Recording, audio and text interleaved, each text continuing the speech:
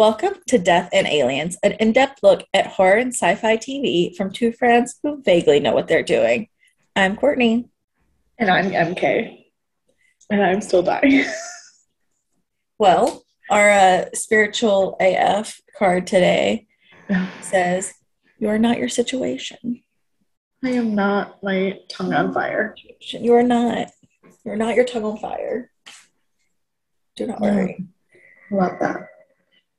We are shoving food down our throats. We are very sorry for any inconvenience this may cause in your listening, but I have to work for 10 hours tonight, and I'm going to do lunch when it gets here. I'm sorry. Yeah. And I didn't want to be chewing too much on the podcast, so I shoved a bunch of leftover Indian food in my face between recording. And the thing that I always forget about spicy food is that when you eat it cold, the spice then just like lives on your tongue forever. So I'm actually dying right now.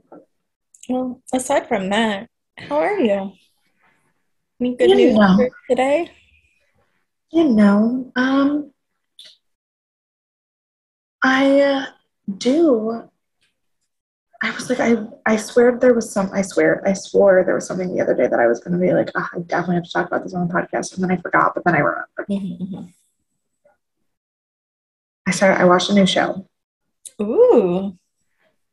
But like, the problem is, I will get my dad into a show and then my dad will not wait for me. How So he dare will you? just, yeah, no, he watches it without me all the time. So then I will come in and I'll be like, okay, the last thing I saw was this thing that happened in episode 2. Can you at least fill me in? So I haven't watched the whole show.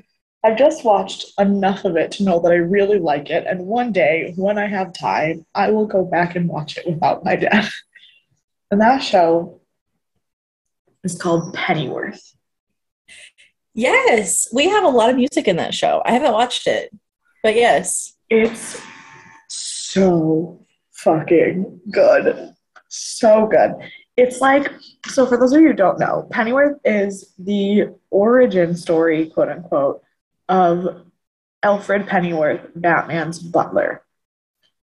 And the show is set in like this weird, stylized version of the 1960s in England, where there's like things that are like, it's not really gone from World War II, and like it's crazy. And in season 1, Thomas Wayne, Martha, and Alfred were the only comic book characters in the show at all.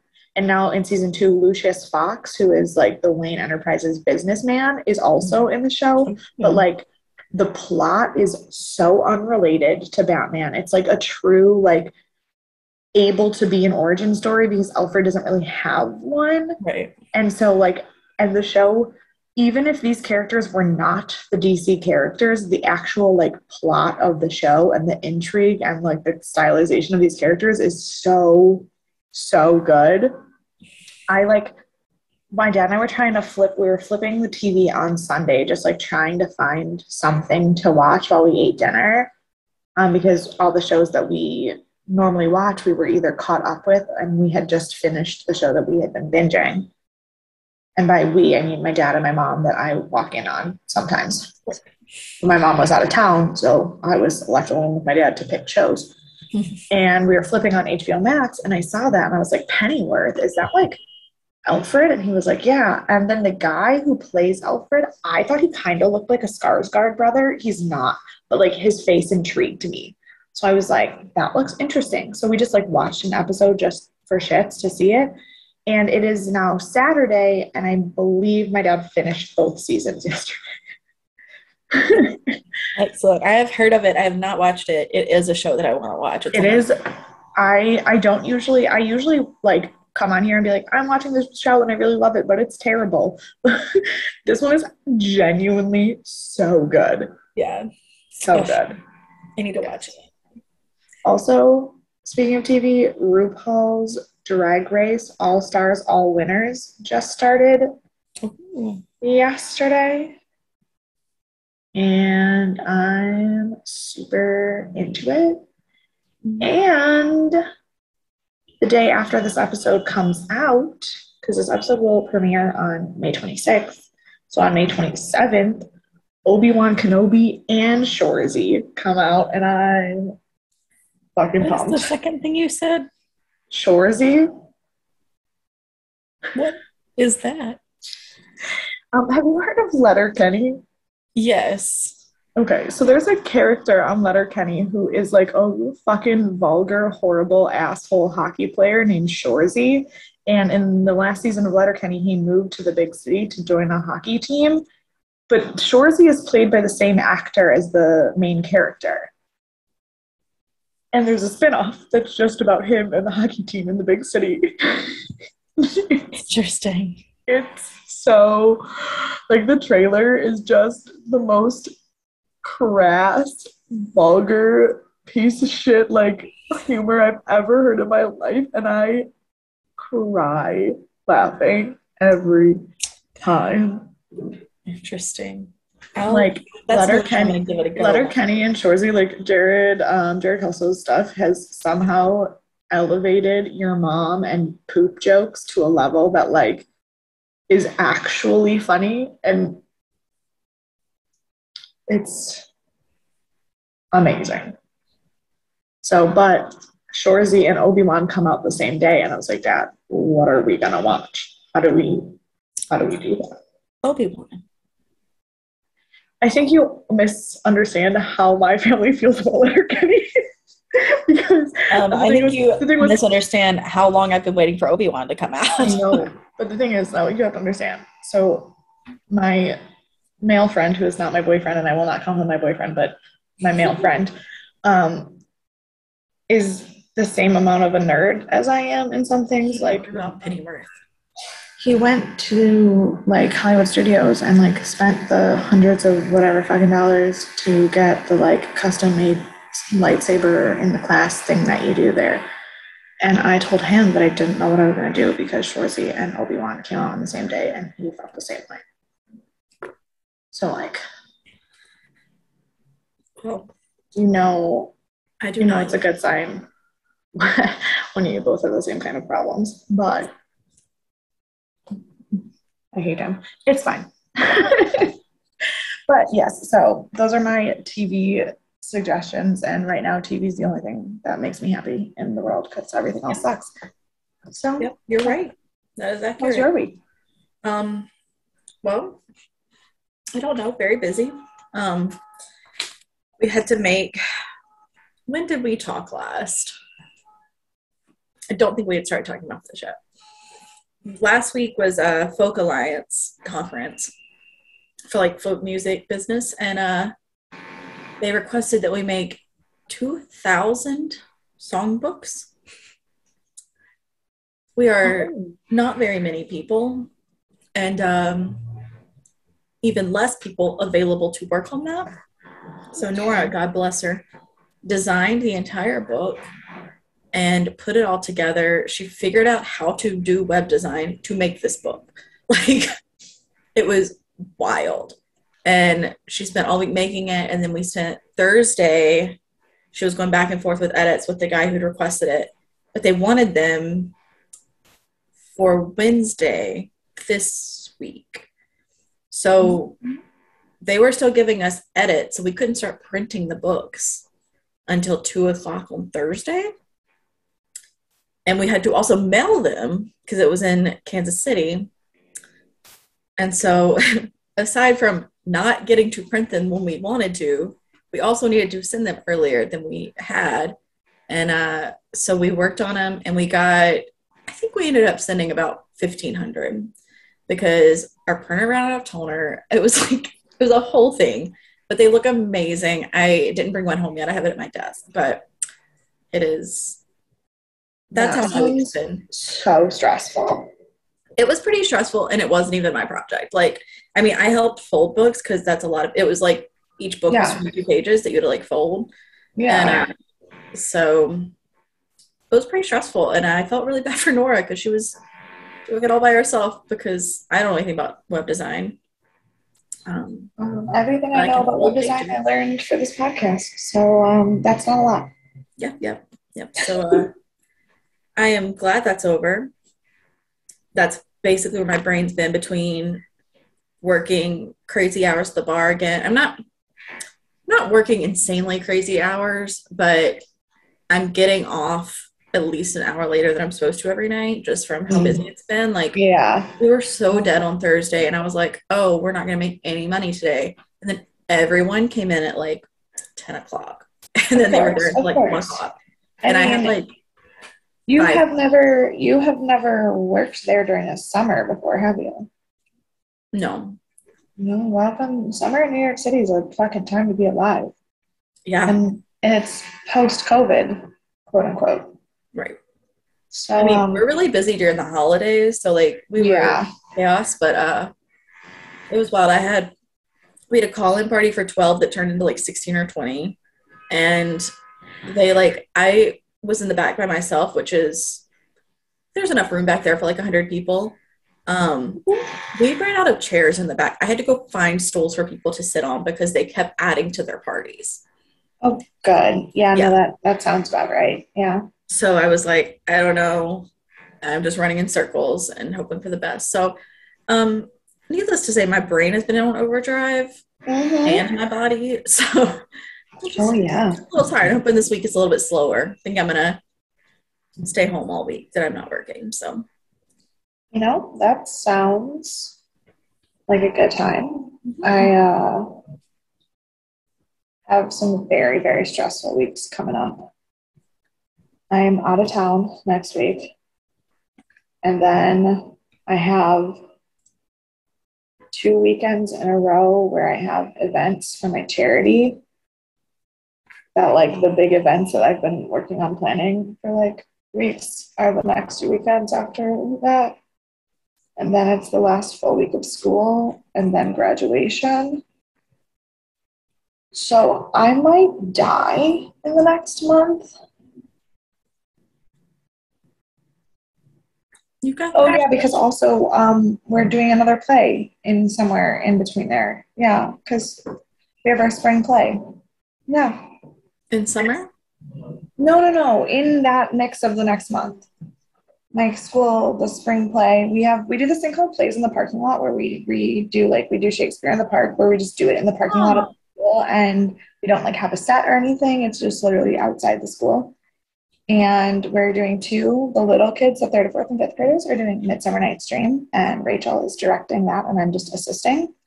And then the big kids, the sixth, seventh, and eighth graders, are doing Romeo and Juliet, and I'm directing that, and Rachel's assisting. But because as we talked about already on this podcast, I'm a fucking nerd. Um, our Romeo and Juliet is set in space. All the swords are lightsabers. Our Juliet is going to have Leia buns. Our narrator is Yoda. It's just it sounds amazing. going to be so weird, and I'm so excited. I cannot wait to see pictures from it. I cannot wait. I found a tutorial to make stormtrooper masks out of milk cartons, like milk jugs, or like gallon jugs, and we're gonna make them out of water so they don't smell weird from milk. But Yeah. like, in the scene where they go to the Capulet party and they're like trying to hide in masks, all the Montague boys are gonna put fucking stormtrooper masks on, and no one else at the party's gonna have masks on. It's gonna be amazing. Oh, that does sound amazing. Oh, Because it's also like this weird condensed version. There's this author who takes Shakespeare plays and like condenses them and writes them into like modern language, but also kind of like makes fun of them a little bit. mhm, mhm. And so it's that version. So it's like making fun of Romeo and Juliet, like in the scene where Romeo and Juliet fall in love, they literally, the only things they say to each other is, "You're cute." And then the next scene, they're like, "Oh, I'm in love." And it's like so obnoxious.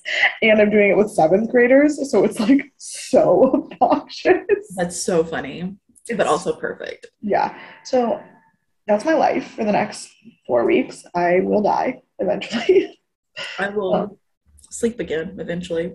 right.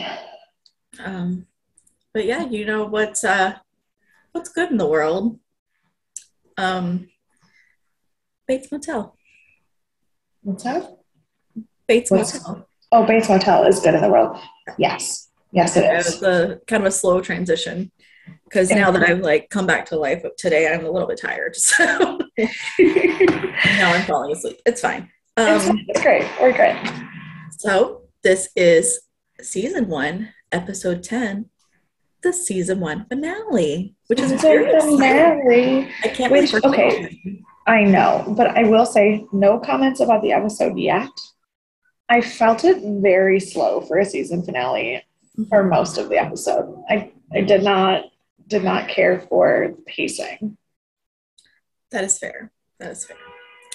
Um, it is titled Midnight, which is fun because the plot device they use is a ticking time bomb through it, like Yes. to get to midnight, which is one of my favorite plot devices. Yeah. So it just makes everything feel a little heightened if you put a deadline on it. Yeah, yeah, And yeah. so I thought that that was a really good choice for plot device usage. Um, I do understand how you're saying it felt a little like slower. Like I think the last 10 minutes I was really on edge.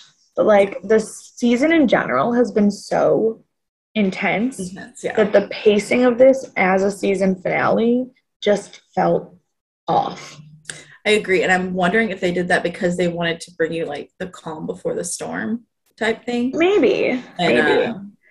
but I'm not truly not sure. But it definitely felt a little slower than the rest of the season. But I think it's because there were specific scenes that, while really slowly done, had really subtle, intense moments. Yeah. We'll talk about when we get there.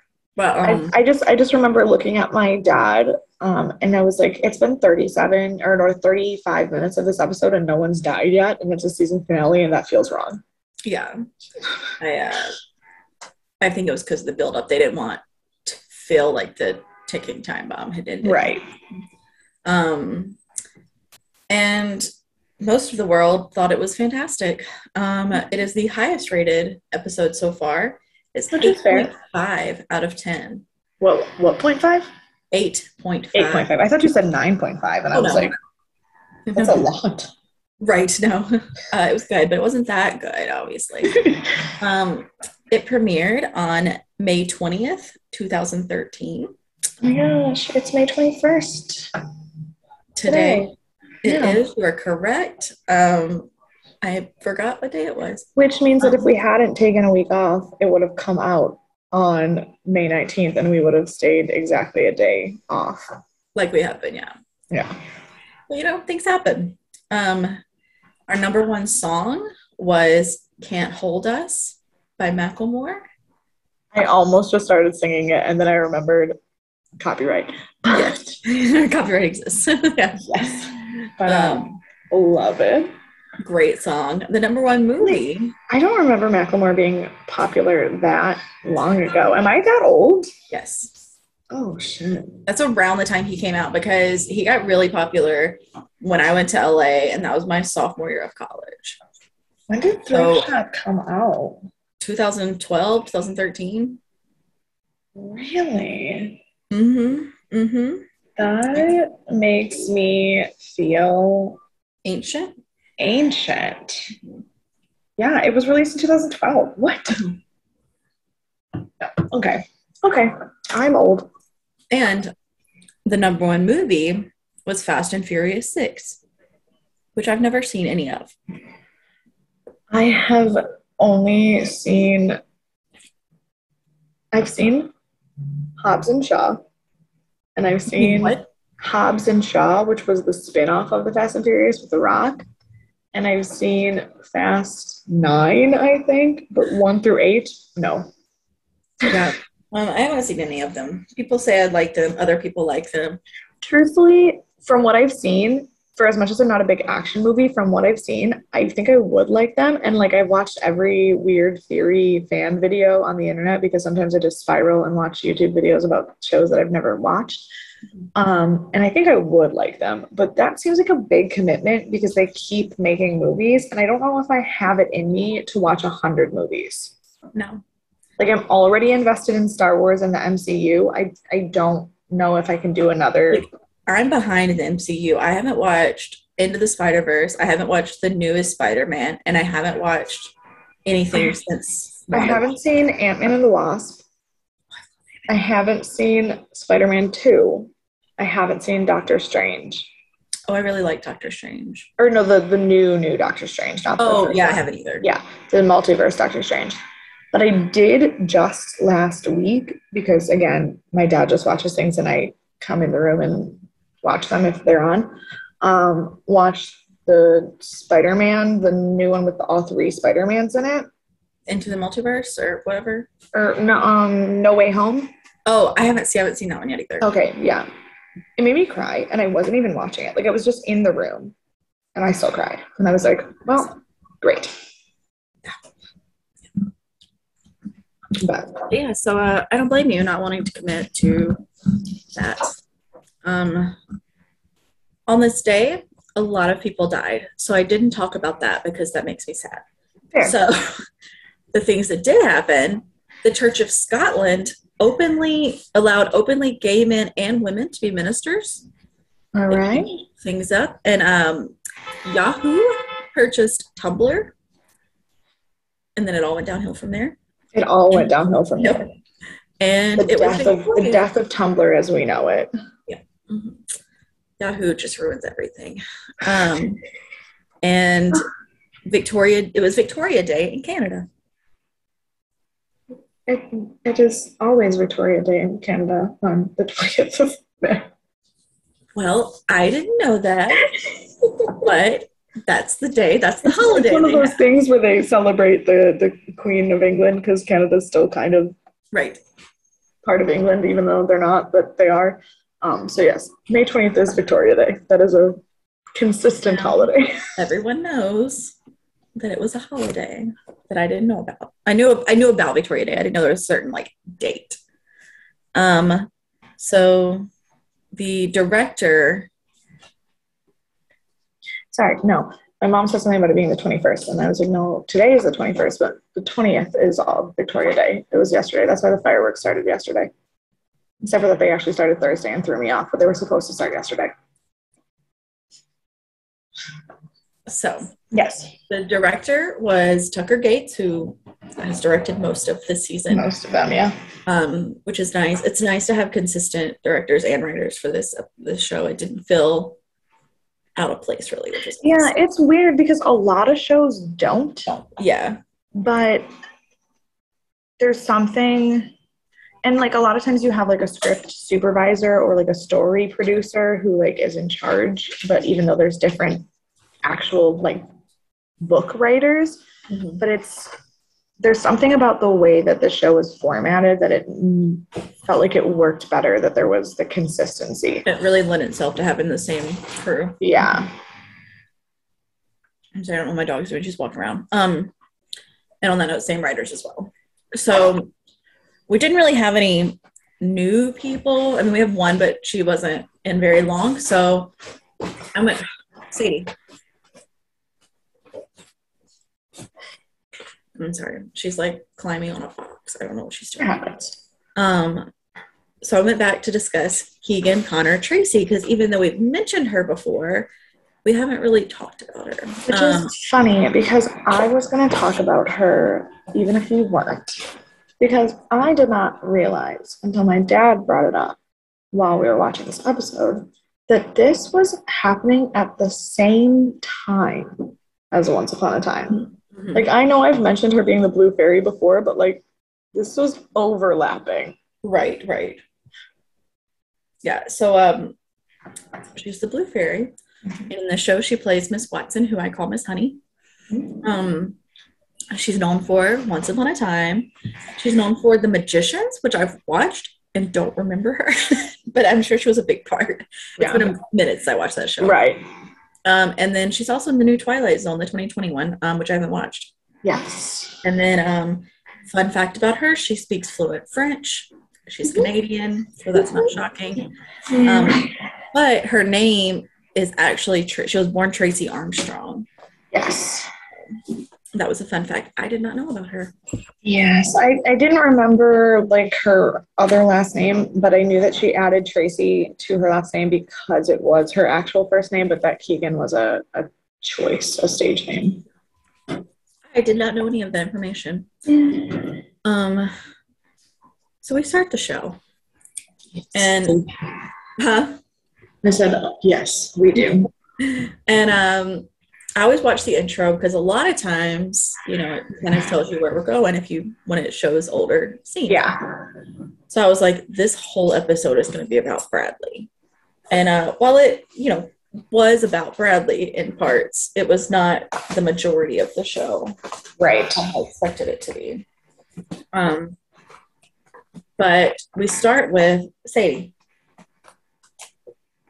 Go lay down. We start with Sadie. No, we don't. No, we start with Sadie. Oh, everything starts with Sadie.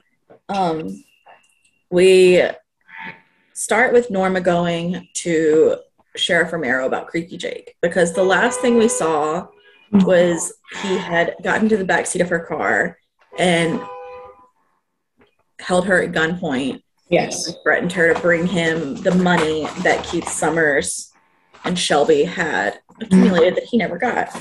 And when she bust up into the police station like that, I wrote, calm yourself, Norma, you fucking psycho.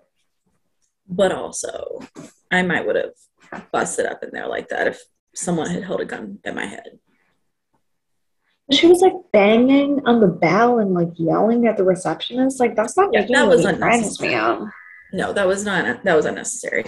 But and then I also wrote that Romero is going to kill you if this guy doesn't do it first. Like, that does seem very likely. But I also was like, this was smart of Norma to not try to handle it herself and to go straight to the police. Like, yeah. And she's been going to the police a lot, but it's been things that are not as easy to address, I guess. Like, right. This was very clear what needed to be done. Yeah. And then we pop over to school. And it was kind of it was a very interestingly shot scene because normally you see him like walking around like normal in the school, but it was the way they had it was on Norma and Emma. They like zoomed into where they were the only ones in focus. It felt very like John Green movie about high schoolers in that moment. Mm-hmm. And John Green. I said John Wayne. I was like, I don't think so. No, John Green, like yes. Being a wallflower, paper towns, right. Like yes.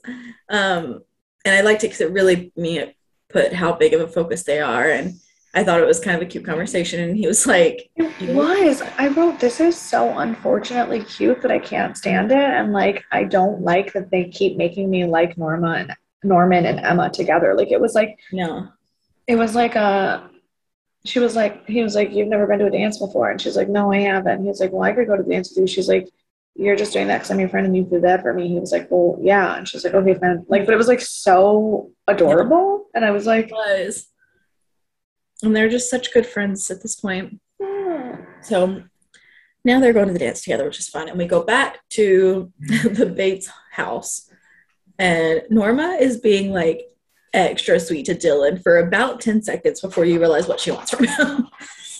And she asks, yes. Before that, she's like flipping out. Mm-hmm. Before she actually tells him what she wants from him, she's like telling him that she doesn't understand why Romero won't tell her what the plan is. And I was like, because ma'am, it's actually none of your business. Like the cops, when the cops take your case from you, they don't owe you the details of how they handle it. Right. Like that's not how that works. That's not how that works, no. But she does end up asking Dylan for a gun. And he is like, absolutely not. He was like, that's the last thing you need. Which I agree with. But I think there's a consistency error in this episode. Because, like, a dialogue. Because later in the episode, no spoilers, but like later in the episode, there's a moment where Norma like is like, oh my God, did you just call me mom? You've never done that before. But in this scene, he called her mom because I freaked out because I stopped it because I paused it and took a note. I was like, holy shit, he just called her mom. That never happens. But then her reaction didn't happen until the next time he said it. And I was very confused. Oh, that's funny. I didn't even catch that. Yeah. Because I was like, you just called her mom? What? He doesn't do that. That's wrong. No, he doesn't. Yeah. Um, but she is now running to what I assume is the cleaners because she has a lot of laundry that she's carrying and Yeah. running around. And she like runs into this guy because she like turns around really fast. And Okay, hold on. There's a scene before that because we get a scene before she runs into the guy with the cleaners of Romero going to pick up something from a house. And he goes into this garage and he pulls out a bag of money. oh, I missed that. I must have been like that must have been a quick scene because I think I was It was a short scene, but Romero pulls up to this abandoned garage and he goes into the garage and he pulls out a duffel bag that has all the money in it. And I was like, excuse me, what? yeah. And I said, I knew he was bad fucking news. He has the money the whole time. I was so stressed out. Everyone in this town is bad news. And then she goes to this guy because my next note says, what is that dude's problem? Yeah, he just like she actually runs into him and it was actually an accident. She apologizes and he like snaps at her and she loses it. Right. I wrote, what is that dude's problem? And then she lost it. I go, probably the fact that she reacts like that. Like, that's probably not going to work well for gaining friends, ma'am. Right. So then Norma decides to go to therapy. The therapy session she canceled. And I just put good for her. I said, I mean, she desperately needs therapy, but that requires her to, not be a filthy fucking liar. Also true. Because she goes to therapy and doesn't open up. She's just like, I need some tips to deal with normal stress problems. I was like, that is Like, not what you have. he's like, well, what are your problems? She goes, just like normal life. I was like, 0%. Your life has been threatened. Your son is a psychopath. But also, like, even normal life, you tell people about it. Like, that's not how that works. Yeah. And so then he starts the therapy session and he's like asking her about like, he's like, okay, well, do you think you're gonna be able to handle Norman leaving? And she's like, where's he going? He's like, college. Like I was like, Norma's got something deeper going on in that fucking head of hers. Like, something is fucked up here. So, but then she like blows it off and she's like, oh, he'll probably go somewhere local. And I was like, yeah, you're not gonna let him leave. No doubt about that. But also like, absolutely. Now that we know how much of a psychopath he is, I don't blame her. Yeah. I don't think I'd let him go off somewhere by himself either, because he's going to end up committed or in jail because there's no one there to fix the things that he breaks. And then he starts asking her about her childhood. And we see her like rubbing her leg. And I was like, what is happening? I wrote her scar on her leg obviously has something to do with her parents because every time they said anything about her dad, she started like, yeah. And she's like, they were great. They were wonderful. And I was like, I don't think so. Like, I don't know yet, but I don't, because this wasn't discussed in the movie. This is new storyline. yeah. And it really made me think about, I was like, what is happening? I mean, they're not so great, but well, at this point she loses it. I also like still don't know if I trust anything she's ever said. Like, so now even when she tells us the truth, I don't know if it's the truth. Like, I just don't know. I think it's the truth, but I don't know. I get that. I think that this is some of the first truth we've started seeing from her. It's probably fair. So I think we're moving into the territory where she's truly scared she's going to die. And so she's like, everything she says in those moments are like, right. That makes sense. So now she decides she's leaving the therapy session. She's like, I'll have to reschedule because she's freaking out. And she just runs away. And she's good at. And so then we go back to the school, and Miss Honey is yelling at someone on the phone. And we don't know anything about what's happening, but Norman walks up on it, and someone won't leave her alone. And so she gets off the phone, and he walks in, and he's like, I don't want to publish my story. And she's like, how much did you hear? And like is panicking. She's like, you can't tell anyone. And everything she's saying in this scene is clearly grooming language. Like, it was so uncomfortable. I was like, what is happening? She's like, we have a secret now. And I was like, that's not good. Like, I'm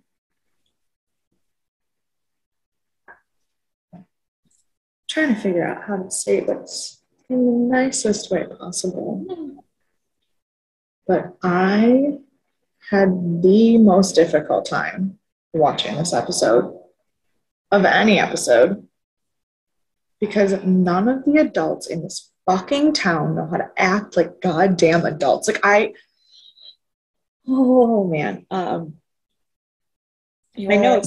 notes for this say, oof, blue fairy, that is not a healthy conversation to be having, especially at school. Ew, no, not a secret with a 17-year-old. That is fucking grooming. mm-hmm. That's fucking grooming 101. Mm-hmm. Mm-hmm. Yeah. So that was fun. And then we go back to Sheriff Romero, and I put, oh, okay, let's just introduce a new woman into the show at the finale. Like, right, so who the fuck is that? I was like, why are we doing this? And like, sure, she seems like she's gonna have a good storyline, but I don't know that I would have waited till the last episode to introduce her. Like, especially if they don't bring her back next season. I'm interested to see how that goes. I also don't care for her. Yeah. Because again, me having serious problems. The thing is, I get that the show is like psychological horror. I do. And I know that Norman's a psycho. But like, my problems with characters in the show are not with the crazies. It's with the inability for the quote unquote normal characters to act like fucking decent people.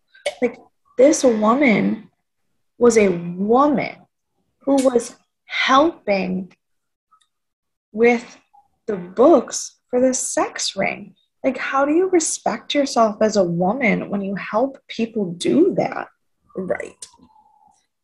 And like, obviously she was abused too, but I feel like there was some point in the beginning before it got this far that she could have stepped out. Like, yeah, no, she chose not to. So, yeah. But one thing we did learn is Creepy Jake's name is Joe Fioretti. Unless that is another pseudonym. Which it very well could be. Because I wrote, that's his real name, and then I go, no, I don't think it is. I don't think he would give her his real name either. Well, I put that I don't think he's Italian. So I'm also unsure about his name, but I don't know what he did or what she told Romero that he did. Mm-hmm. Because my next note just says, God, he's a sick fuck. He beat her, and he said that, and he's got 4 towns that he's still running. Oh, it was the 4 towns part. Obviously, like, I was sad that he beat her, but like, that didn't surprise me, unfortunately. Right. It was the fact that this is not the only town that he's running this in that would disgusted me. Mm-hmm. That's what it was. And yeah, so we also learned that she's Keith Summers' sister, mm-hmm. which not great. And I would guess she didn't have a great childhood if that's her brother. But yeah, probably. You know,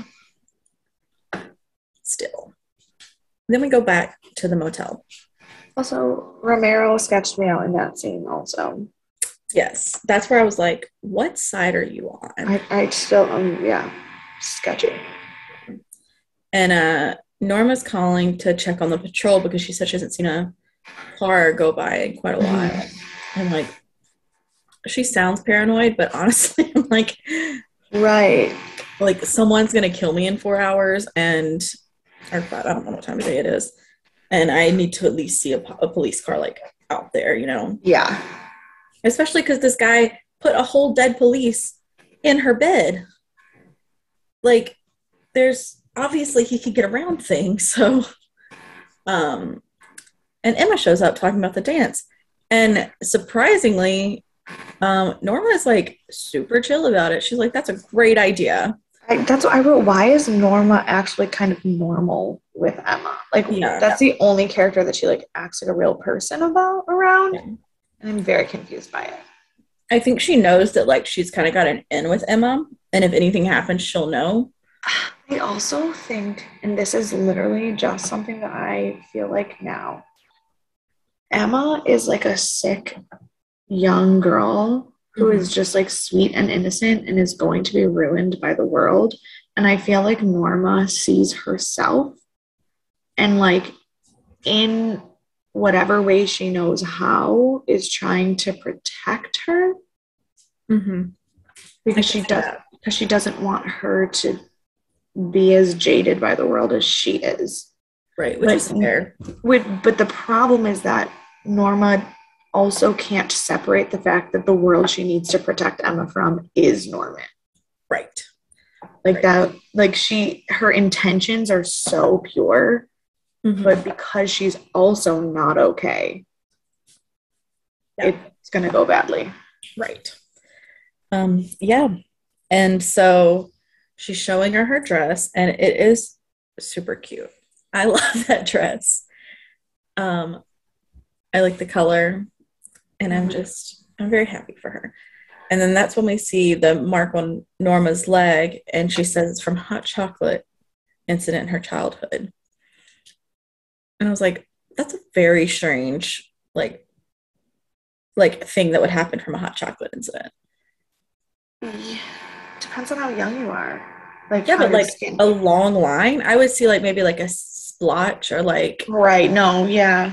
yeah, like I'm not saying it can't burn you and leave a scar. I'm saying the way that it left the scar. Oh. Okay. Yeah. Yeah. Yeah. Yeah, like it didn't look like it would have come from something that was spilled on your leg. Yeah. Um, so I was But like, all right, I wrote two in one day, two trauma flashbacks in one day. God, your mental health is a disaster. I know. And then Dylan shows up and he's changed his mind. He decides he's gonna give Norma a gun. And but he did follow the right like protocol because he didn't just say, here's a gun, good luck. He's like, here's a gun. I'm going to teach you how to shoot it before I let you go with this gun because you have to know what you're doing. It's dangerous. I know. I was like, I wrote, oh, now you have a gun. No bueno. But God, I love Dylan. I know. And yeah, so they go out to the gun range to learn or what they use as a gun range because it's Yeah. empty. And she finally asks him about his job and she's like, what kind of job do you have that you need this gun?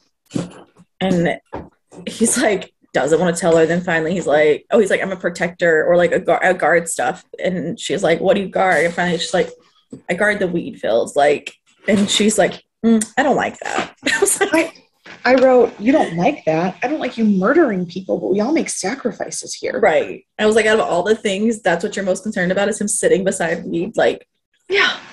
uh, Ma'am. Ma'am. priorities. And but then it made me laugh because he's like, I'm 22 years old. I'm an adult. And I was like, okay. Here's the thing. You are not. He has grown up faster than a lot of people because he did have to fend for himself and take care of himself Right. and take care of his family. But that statement, isolated, is incorrect. I mean, at 22, I also very much felt like I was an adult. Yeah. But looking back now, it's a very different life at 22. It is.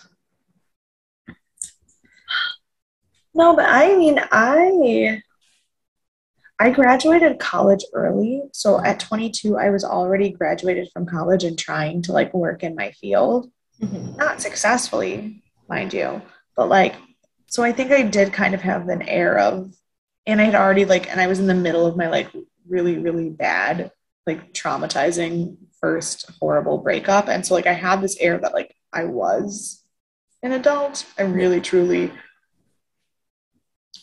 and now obviously I know I've learned from then, but I still think like 22-year-old me, it still was an adult. And I think Dylan's probably more mature than I was.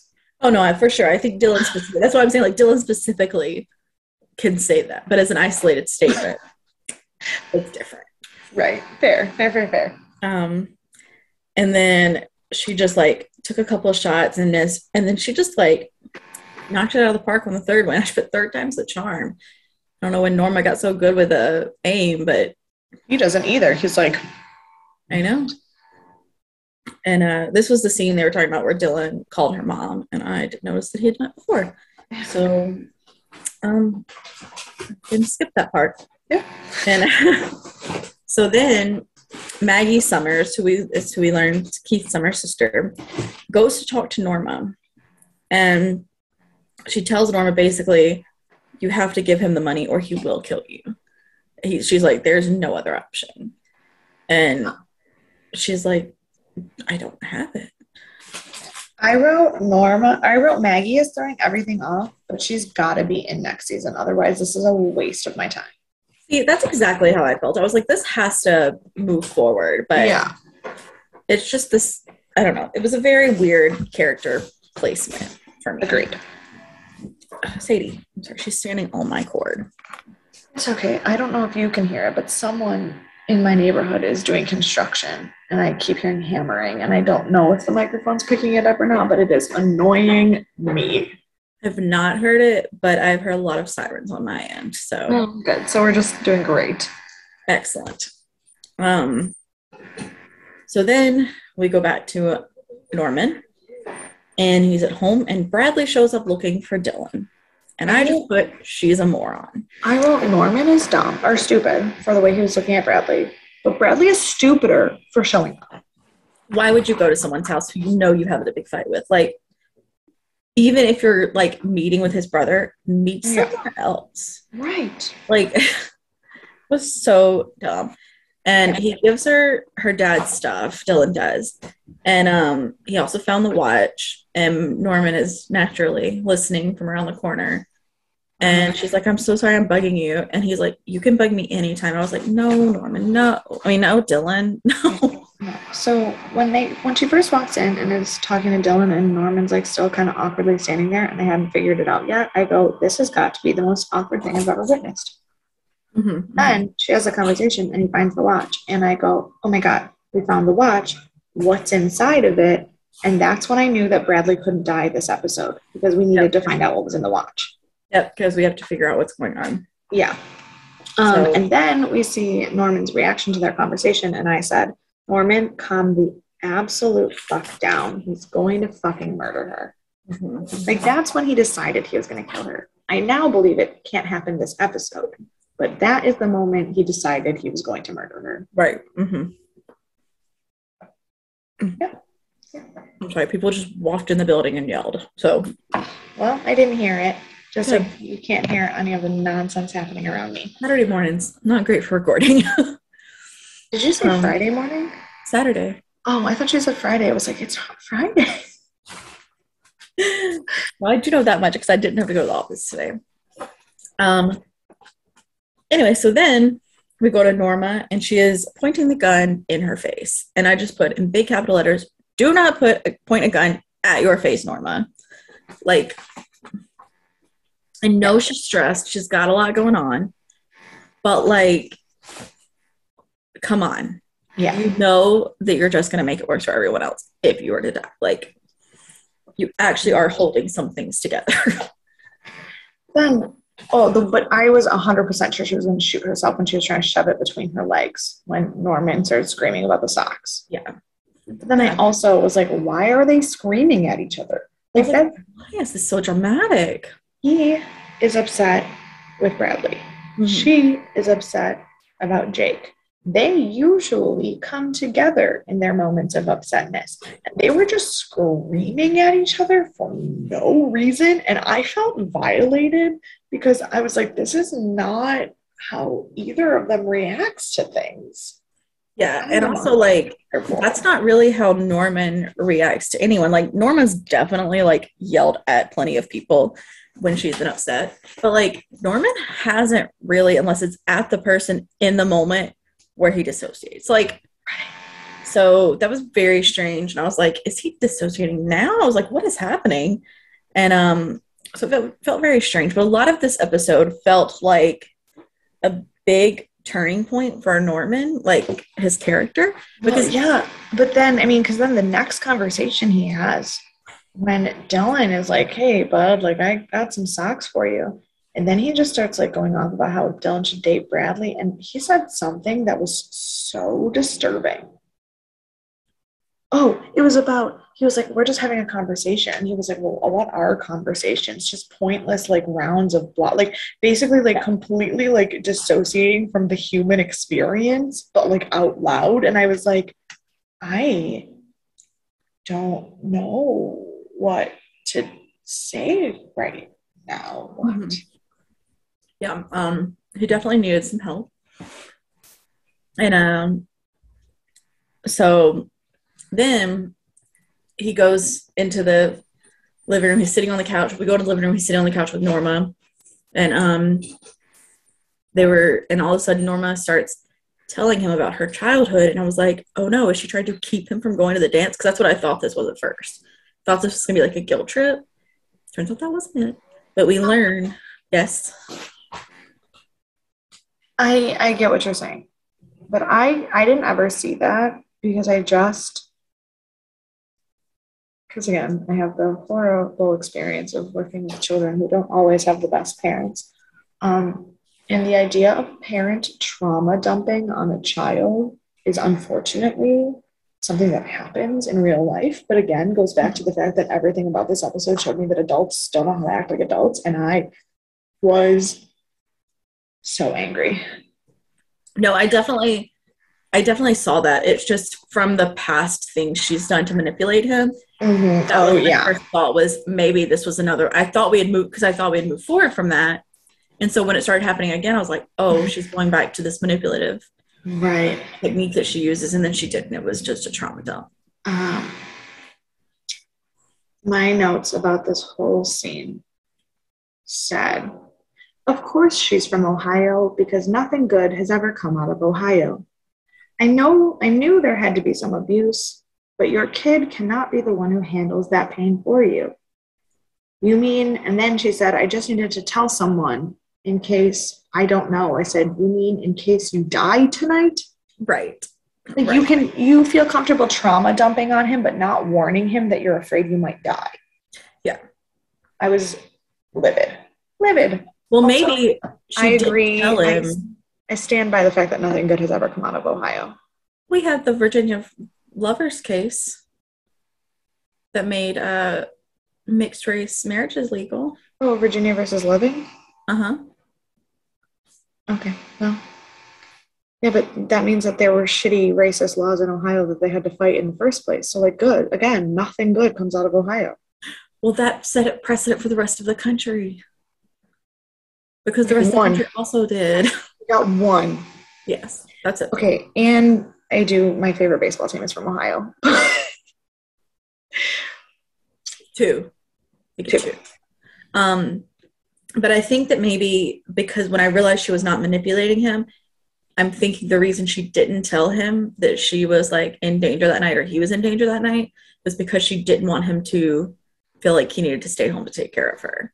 Because I feel like she's growing and I feel like that's why she didn't tell him that part of it. I can see that. Because again, she kept asking, like, what time is it? What time is this happening? Like, So she was making sure she knew kind of like where he was going to be and how things were going to be. Well, but that was just to protect him in case Jake Right. actually came to the house. Like she was, I just put that together. She was only happy about the dance because it meant he wouldn't be home. Mm-hmm. Yeah. But again, not knowing how to be a parent, you know that your kid does not handle emotion well. Every time they have been upset, they have attempted to murder someone. You are going to ruin their night out by telling them the most traumatic shit you could possibly tell them and then wonder why they don't seem all there? Like, ma'am, I I know. know it's not really fair to blame the parents of socio or psychopaths because it's actually like a condition. But if you are the parent of someone with that severe of a mental health disorder, there are some things that you probably just learn to not do, and that's one of them. Absolutely. And so then the things we learned about Norma in this scene, her brother raped her. Her father was super violent. Her mom was completely checked out as a parent. And the burn from her leg was from an iron when she jumped because her dad came home when her brother was abusing her. And then Emma and Norman leave, and creepy Jake calls and threatens Norma again. How did he get her number? That's my question. How did he get in her house with a whole dead sheriff and nobody knew? Oh, fair. Feels But at easier to least get her number. probably, yeah. No, Also, like maybe the number didn't change and she inherited everything with the house, and so if it was Keith Summers' number but it was still. her cell phone. Oh, that's right. That's why Well, I we was if it will if see. it if it had been the house or the motel, it wouldn't have shocked me. But it was her cell phone. That's what confused me. Yeah, yeah. I wasn't as surprised by that because of all of the things he's done, that seemed the least like Fair. out of the way for me. So now we go to the dance, and I thought that it was a great song placement choice when they walked into the dance because the first lyric was "Everybody's got a secret to hide," and I was like, so true. I was like, and Well, we found like we're getting answers to a lot of those secrets.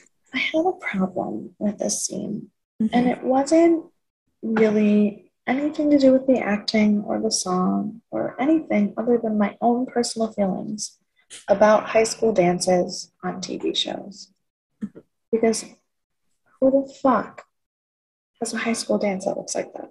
I have never, Ours ever. looked like that. What? We didn't have like food and stuff, but we had Like that, like next level, like staircase. No, like that's so fucking extra. we didn't have a staircase, but it's because our building was just one floor. But it was decorated, had all the lights and whatnot. I just feel like that's not real life. Because every high school on TV has these fucking extra, like hundreds of thousands of dollars of design for a high school dance. Like, no, ma'am, that did not happen. That's fair. We had a lot of that. But You also lived in the South where people's lives stop at the end of high school. no, that's true. That's probably why I missed that. So Like, I don't, sorry, I should, that sounded so much more offensive than I meant it. no, it was very true though. I mean, we had our like 10-year high school reunion this year, and obviously I wasn't there because I was here. And it was like the people that kind of like didn't really do much. I mean, they are nurses and, you know, that's kind of what everyone went into the field for. Like, and so like they're doing fine, but like they still have the same friends from high school. They haven't like gone and done a lot of things. They haven't like seen the world. They haven't like had experiences. And Yeah. those were the people that went to the reunion. Yeah. So, although I did always want to go to my high school reunion because Romeo and Michelle's high school reunion is one of my favorite movies. I went to my 5-year reunion and it was great. And we rented out a rooftop bar and had a blast. And then our 10-year reunion was canceled because I graduated in 2010. So my 10-year reunion was summer 2020. So obviously. But I also went to a really small school. There was only 75 people. Well, 76 people in my graduating class. One of them has unfortunately passed away since then. So there's 75 of us. And we are all still like in contact. Some people are still really close. Like I have one or two of my friends from high school that I'm still super close to. But like, Yeah. I mean, I do too. yeah, but like, I mean, and we all still talk and we all still like each other. But like, one of them lives in Italy and I was living in Thailand, and one of them is in a fucking Las Vegas burlesque show, like, and has been on TV. Like we all still talk, but we like did shit. Mm-hmm. So yeah. But back to horror, right. horrors of the fake world. We're at the dance, and Norman. We also like we see them walking the dance, and then we flash back to Norma packing up a bag. And the Norma packing up a bag really confused me because I couldn't figure out what the fuck she was doing, and then I like got it. Like I was like, what is she doing with that pillow? And then I was like, oh, I get it. She's trying to pretend there's money in it. Got it. Okay. I had the same thought. I was like, is she running away? I was like, if she runs away, that's only going to put Dylan and Norman in danger. Yeah. And then I also realized the same thing. Yeah. So Norman's dancing with Emma, and it's Precious, but it's clear that he's still thinking about Bradley. He keeps looking at her, and like Emma notices, and finally it's just like goes off, and she's like, I thought this was going to be fun. I thought that this is where you were going to realize you actually have feelings for me, and you still are thinking about Bradley. And I was devastated for her in that moment because she really did. Like, she is every fucking high school girl who thinks that, like, if she's just friends with a guy for long enough, he'll open up his eyes and Taylor Swift, You Belong With Me, realize that, like, she is the one. But, like, you can't change men, especially the super shitty ones. oh, that is a very true statement. Yeah, so she leaves him at the dance, which good on her. Yes. I probably would have too. And whenever after she leaves, Bradley's boyfriend comes up to talk to Norman, and he's like, let's go talk outside. And I was like, Norman, I know you don't have the social like understanding, but it's just gonna end up in a fight. So he goes outside with him, and he's like, stay away from Bradley. And he's like, I don't even talk to Bradley. I don't know what you're talking about. And he was actually like fairly convincing for someone who like doesn't know social cues, right, and is lying. Like, yeah. I was like, okay, this is actually kind of convincing. And then he just punches Norman right in the face. And that made me mad because I was like, your girlfriend is a cheating whore, bro. Like, take that up with her. Right. Because I feel the same way all the time. Why in relationships, when someone cheats, do we get mad at the person they cheated with instead of them for cheating? Right. Yes, I agree. I don't know. It's the way life works, I guess. So this was another scene where I'm always going to point this out. They were not wet, and it was raining. It's just neither of them were wet, and it was raining. The next scene, however, Norman is drenched walking home. And there's a car that pulls over and asks if he's okay. And naturally, it's Miss Honey. I wrote, no, ma'am. Or I screamed out loud, no, ma'am. And then I paused the TV to start taking notes. And my dad was like, because my dad didn't come in until Emma and Norman were leaving for the dance. So he doesn't know who this woman is. And he was like, what is wrong? What? The Blue Fairy is a good guy. And I go, not in this, she's not. No, not today. I wrote, no, ma'am, do not let a minor in your car. Where did you get your teaching license? I know. I was like, oh no, she's going to take him home. And then when she said, come back to my house, I said, and you somehow made it worse. Right. I was like, why? Why does he need to come back to your house before he goes home? Like, that doesn't make any sense. No. None. Drive him home. Even if you stay with him to clean up his face and talk to his mom, drive him home. Do not take him to your house. No. That was the worst. And then we go back to Norma, who is skulking around the docks where she's supposed to be meeting creepy Joe now. His name is Joe. And I was like, Norma, you're gonna get yourself killed. But I get she's concerned that Sheriff Romero's not doing anything because she hasn't seen him do anything. But also, like, she knows how this town is. She should expect that something's gonna happen. Right. And lo and behold, Romero shows up with the bag of money. And he starts chatting with Joe. And then he starts talking about wanting to be in on Joe's business. And I was like, oh, I really thought he was on the other side. I was like, damn it, Courtney was right. He's the big bad. Like, what am I going to do? I know. And he's like, but I'm in charge here. I want 50%. Those other guys were morons. And I was like, of course we're doing this. And then he pulls out his gun and just shoots him like 1,000 times and pushes him into the river. And he's like, not in my town. And here's the thing. This is why I still don't think he's a bad guy. Mm-hmm. Because after he does that, he then takes the bag of dirty money and tosses it in the water after the guy. And I was like, I think I'm in love with this man. I know. I think he might be one of the good guys. And then Norma was like, what the fuck? I almost shot you. And he was like, when I tell you to trust me, trust me. And I was like, yes, I absolutely trust you. I think I'm in love with Sheriff Romero. Maybe. I could see it. I did like how he always knows what's going on too. Like as soon as he pushed everything in the water, threw everything in the water, he's just like, you can go home now, Nora. And she's like, like, he knows everything. Mm-hmm. So now go to Miss Honey's. And I put, she's just too much. She's using all of the language to groom him. And she's like going to change. She's like, I'm going to go change real fast and we'll clean you up. But then she like leaves her door open while she's changing. And I was like, Jesus Christ. And then fake Norma shows back up. And I was like, fuck, it's a problem when I agree with the hallucination. Right? I was like, yes, fake Norma, she is trying to seduce him. And I was like, why aren't you listening, Norman? Now, here's the only thing that I wonder. Because he's hallucinating. Mm-hmm. And because Norman is a little bit crazy. We watched her close the door. And then it was open. And I thought maybe she didn't close it all the way. But then I wonder, was it closed and he was just fantasizing? Or did she leave it open?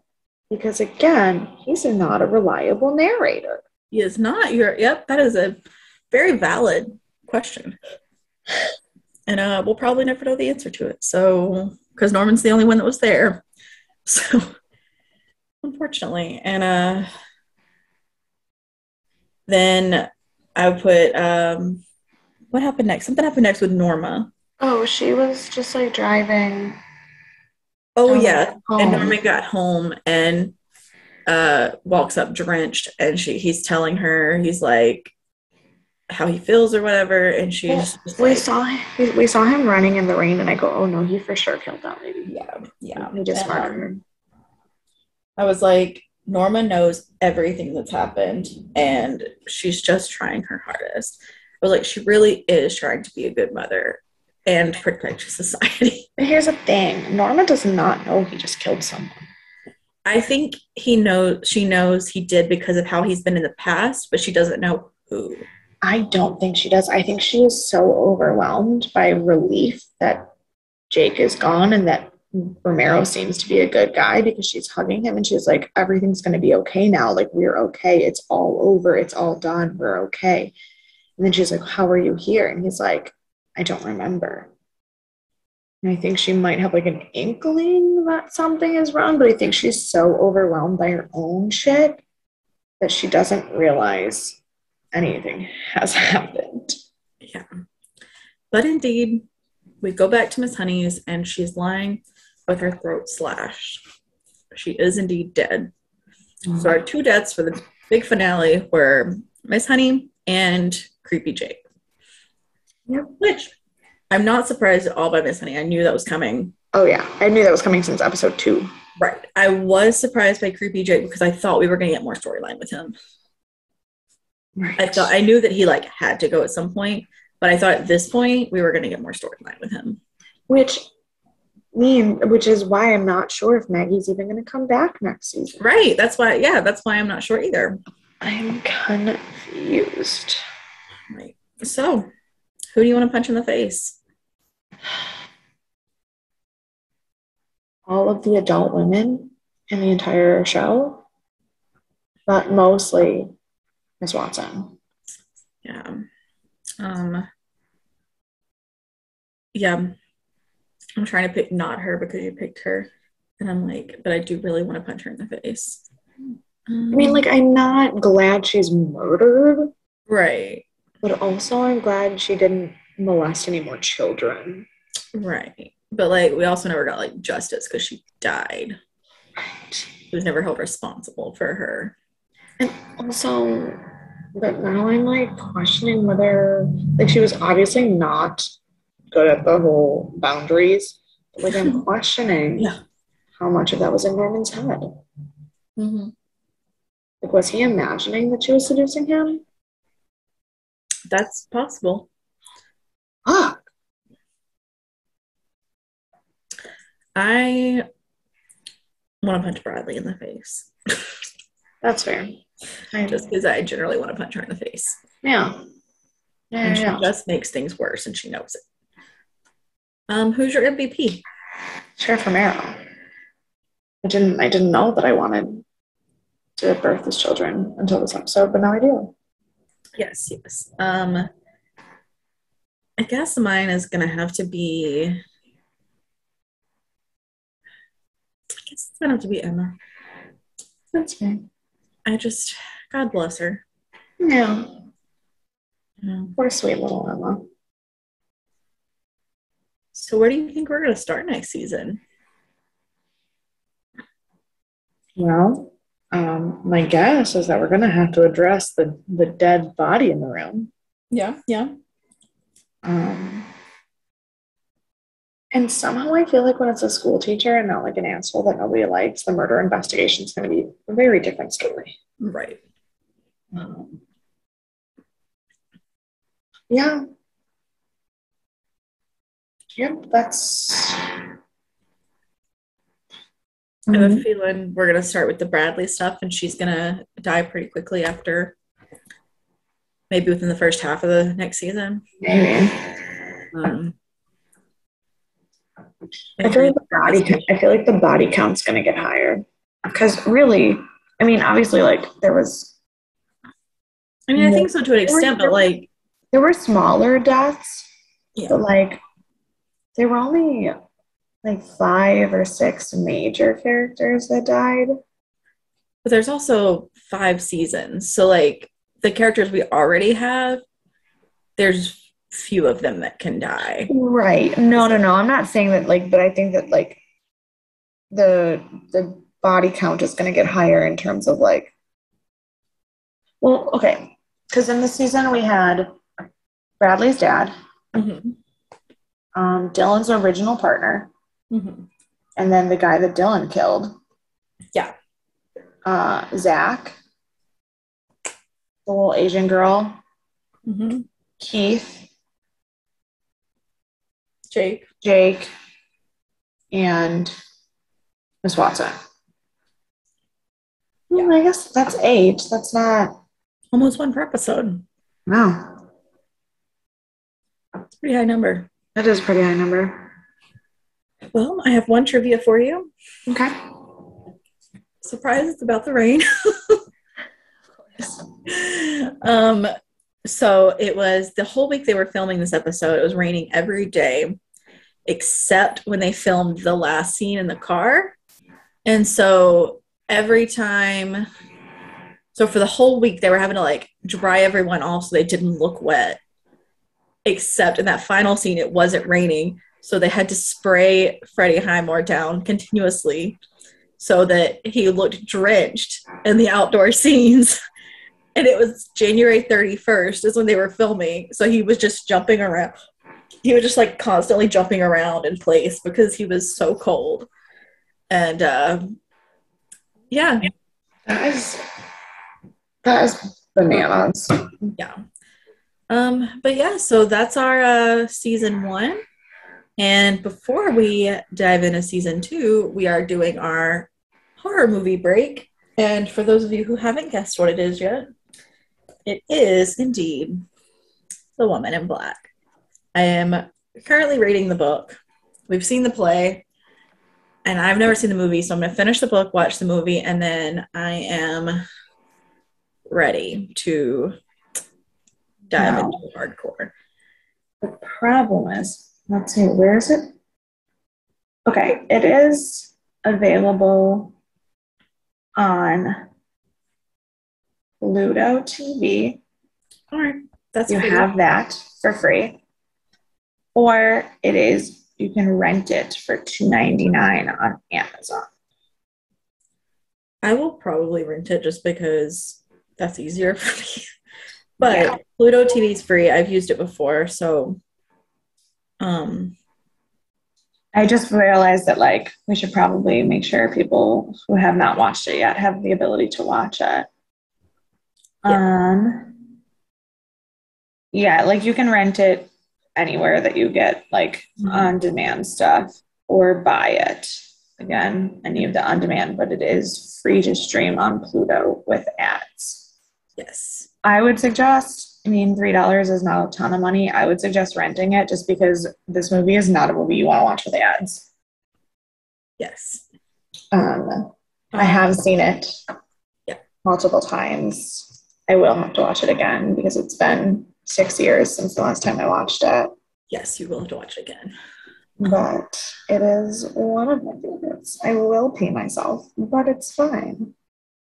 I'm very excited because I've never seen it, so I can't wait. I'm excited that you saw the play first because I didn't. I saw the movie, and then I saw the original stage show in London, and then I watched the movie again, and then I saw the reimagined stage show in New York. Yeah. And then I'll watch the movie a third time. Unfortunately, I don't have time to read the book, but I feel like I have experienced it a lot. Yes, you've had a lot of experience with it. I'm just taking it all at one time.